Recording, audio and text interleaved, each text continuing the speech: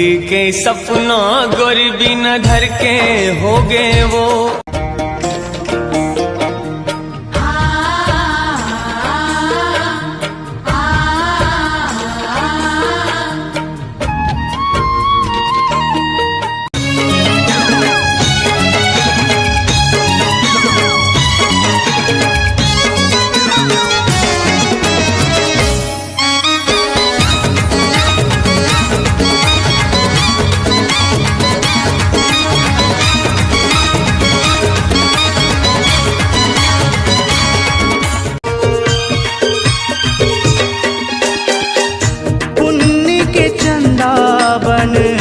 जिंदगी माए पानी बिन मछली कस मोला तड़ पाए, पानी बिन मछली कस मोला तड़ पाए।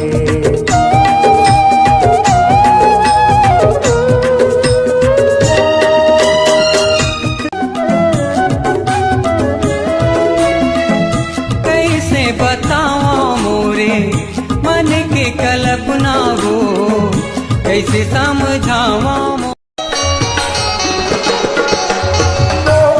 सपना देखत रहो मनमा गुनासी लागेगा,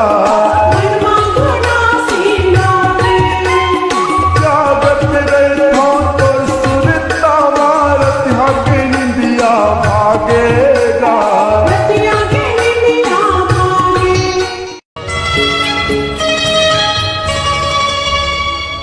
कुंभैरी तुला बिन माए कैसन जादू चला के जाए।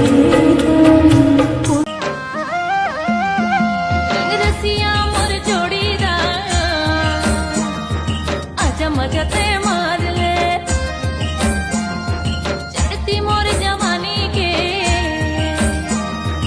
जाम ते वो तार ले। मऊहा पिया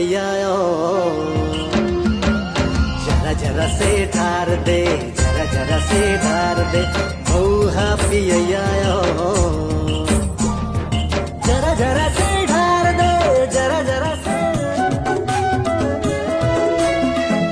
कैसे बताओ मोरे मन के कल्पना वो, कैसे समझावा मोरे दिल के तड़पना वो।